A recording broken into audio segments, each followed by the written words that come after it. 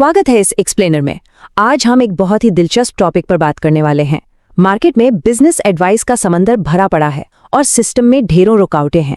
इन सब के बीच अपने करियर और अपनी सफलता का कंट्रोल खुद के हाथों में कैसे लिया जाए, इसी कॉन्सेप्ट को ब्रेकिंग द परमिशन पैराडॉक्स कहते हैं।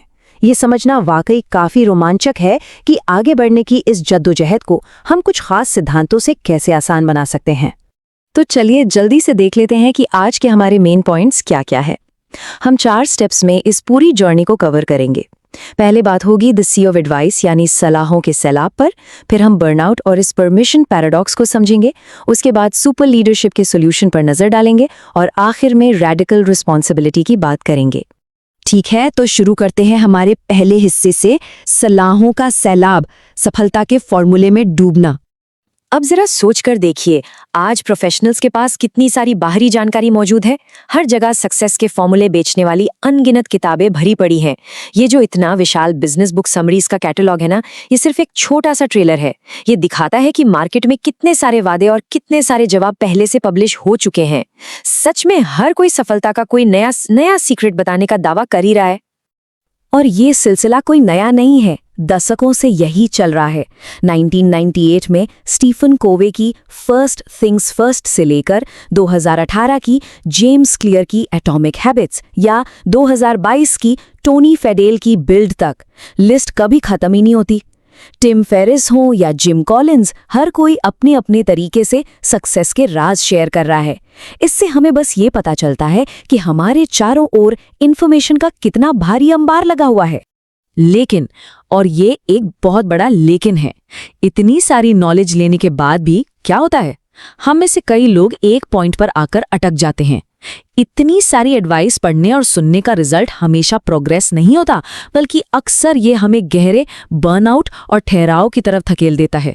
जानकारी बटोरने और असल जिंदगी में आगे बढ़ने के बीच एक बहुत बड़ी खाई बन जाती है और इस बर्नआउट से बाहर आने के लिए फिर एक एक कदम करके रिकवरी करनी पड़ती है।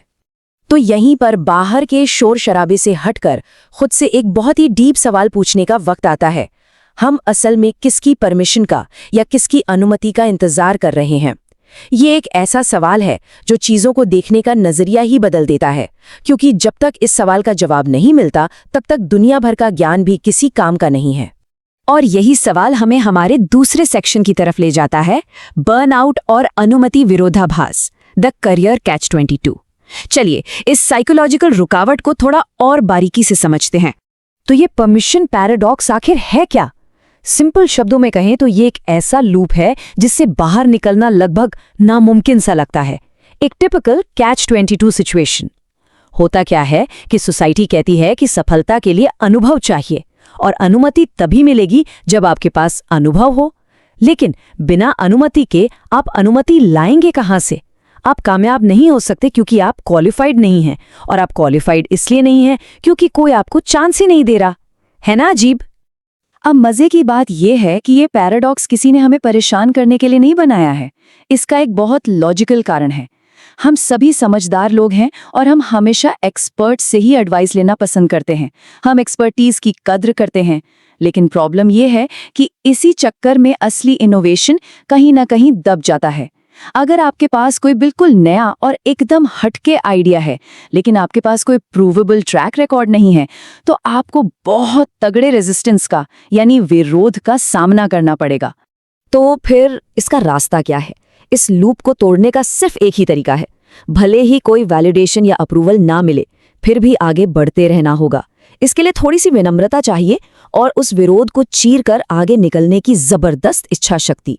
ये हिम्मत तब तक बनाए रखनी है जब तक कि वो अनटेस्टेड आइडियाज खुद इतने सक्सेसफुल ना हो जाएं कि उनका अपना एक नया ट्रैक रिकॉर्ड बन जाए। चलिए अब एक ऐसे ऑर्गेनाइजेशनल थ्योरी की बात करते हैं जो इस परमिशन के इंतजार का एक बहुत ही शानदार सॉल्यूशन है। हमारा तीसरा पार्ट है सुपर लीडरशिप सॉल्यूशन, दूसरों को खुद का नेतृत्व करने के लिए तैयार करना।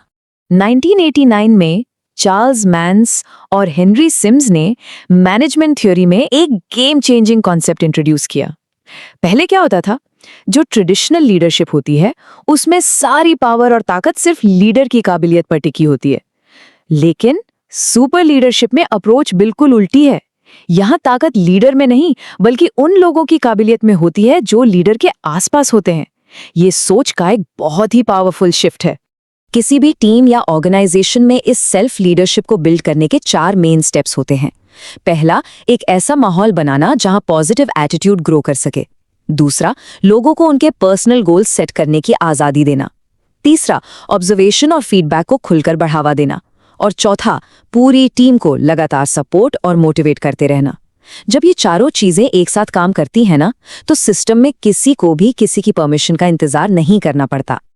अगर रियल वर्ल्ड में देखें तो इसके कुछ बहुत ही कमाल के एग्जाम्पल्स हैं। साउथवेस्ट एयरलाइंस के सीईओ हर्ब केलेहर हों या फिर स्पोर्ट्स की दुनिया के लेजेंडरी कोचेस जैसे लॉस एंजल्स लेकर्स के फिल जैक्सन या पेन स्टेट के जो पैटनो। इन दिग्गजों ने सुपर लीडरशिप को अपनी टीम्स में कुछ इस तरह उतारा कि सेल्फ लीडरशिप टॉप मैनेजमेंट से फिल्टर होकर ग्राउंड लेवल तक पहुंच गई। हर इंसान खुद अपना लीडर बन गया।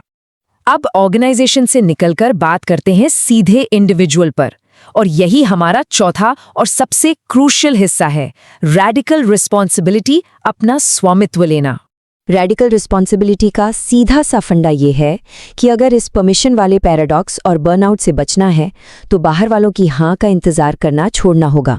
फोकस पूरी तरह से पर्सनल अकाउंटेबिलिटी यानी खुद की जवाबदेही पर शिफ्ट करना होगा। ये मानना बहुत ज़रूरी है कि इस जंजीर को तोड़ने के लिए किसी एक्सटर्नल परमिशन की नहीं बल्कि एक सॉलिड इंटरनल एक्शन की ज़रूरत है। इस पूरे कॉन्सेप्ट को हारून बॉरेन का ये कोट बहुत ही परफेक्शन के साथ समराइज करता है।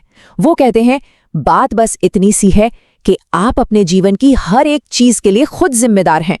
बस यही वो सोच है जो इंतजार के इस कभी न खत्म होने वाले लूप को तोड़ सकती है, क्योंकि जब जिम्मेदारी पूरी तरह से हमारी खुद की हो जाती है तो फिर किसी और से परमिशन मांगने का सवाल ही पैदा नहीं होता। तो इस एक्सप्लेनर के अंत में हमारे सामने एक बहुत ही थॉट प्रोवोकिंग सवाल बचता है। अगर ये परमिशन पैराडॉक्स उस एक्सपीरियंस की डिमांड करता है जो फिलहाल हमारे पास है ही नहीं, तो क्या हम बाहरी वैलिडेशन का इंतजार करना बंद करने और फाइनली खुद अपना नेतृत्व करने के लिए तैयार हैं? ये सभी फ्रेमवर्क्स हमें यही सोचने पर मजबूर करते हैं कि कैसे हम सिस्टम की इन रुकावटों को तोड़कर अपने दम पर अपनी सफलता का रास्ता बना सकते हैं। इसी सवाल के साथ आज का ये एक्सप्लेनर यहीं खत्म होता है।